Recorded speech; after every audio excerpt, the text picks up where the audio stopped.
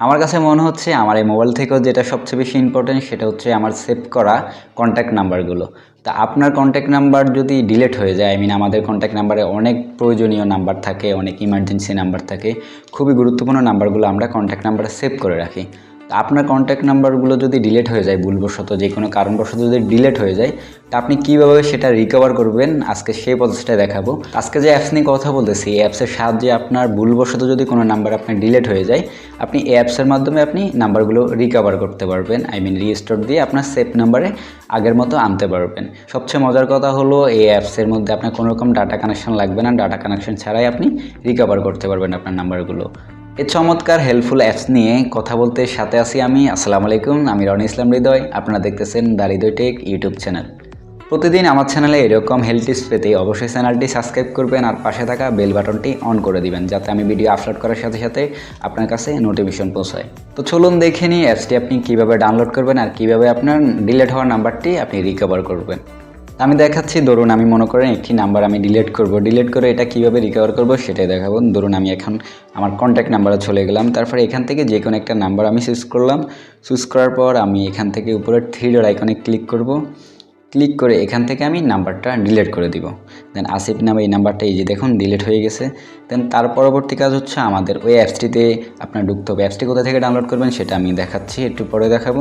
দেন আমি যদি অ্যাপসটিতে ওপেন করি, ওপেন করার পর এখানে আমার অল কন্ট্যাক্টস চলে এসে সাইডে দেখতেছেন ডিলিটেড নামে যে অপশনটা, সেখানে ক্লিক করার পর এই যে দেখেন আসিফ নামে এই কন্ট্যাক্ট নাম্বারটি আমার এখানে চলে এসেছে। দেন এটা রিকভার করার জন্য আমরা টাচ করলে এটা অটোমেটিকলি আবার সেভ নাম্বারে রিকভার হয়ে যাবে।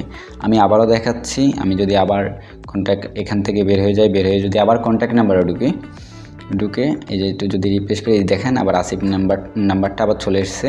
দেন আমি যদি আবার এটা ডিলিট করি, আবার দেখাচ্ছি আপনার সুবিধাতে। দেন আমি আবার ডিলিট করে দিলাম। ডিলিট করে আবার ওই অ্যাপসে আমরা আবার ঢুকবো। এখন অ্যাপসটি এখন যদি আমি একটু লোড নিন, দেন আমি একটু রিফ্রেশ করবো। আমি একটু রিফ্রেশ করে আবার অ্যাপসটিতে ওপেন করব। দেন আমি অ্যাপসটিতে ওপেন করলাম। ওপেন করার পর এখন আমি ডিলিটেড অপশনে ক্লিক করার সাথে সাথে যে দেখতেছেন আসিফ নামে কন্ট্যাক্ট নাম্বারটি আবার এখানে চলে এসেছে। তো এইভাবে আপনারা রিকভার করবেন আপনার ডিলিট হওয়া নাম্বারটি। দেন এখন এই অ্যাপসটি আপনি কোথা থেকে ডাউনলোড করবেন? আপনি সরাসরি চলে যাবেন প্লে স্টোরে। দেন আমি যদি প্লে স্টোরে যাই, আমি সরাসরি চলে যাচ্ছি প্লে স্টোরে।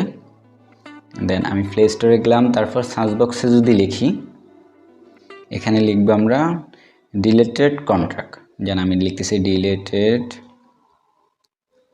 Deleted contact. আমি যদি এখানে লিখি ডিলিটেড কন্ট্যাক্ট লেখার সাথে সাথে আপনার কাছে যেটা সাজেস্ট করবে নামটা, দেন আমি ডিলিটেড কন্ট্যাক্টে ক্লিক করব।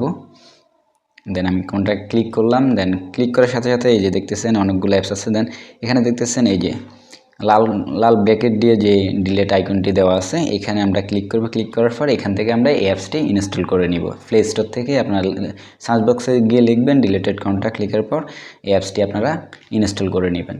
আশা করি এই অ্যাপসটির মাধ্যমে আপনারা রিকভার করতে পারবেন আপনাদের নাম্বারগুলো। সবচেয়ে মজার কথা আগে বলে রাখছি, এই অ্যাপসের মধ্যে কোনো রকম ডাটা কানেকশন লাগে না। ডাটা কানেকশন ছাড়াই আপনি আপনার ডিলিট হওয়া নাম্বারটি রিকভার করতে পারবেন।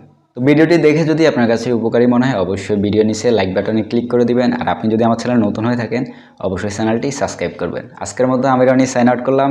আল্লাহ হাফেজ।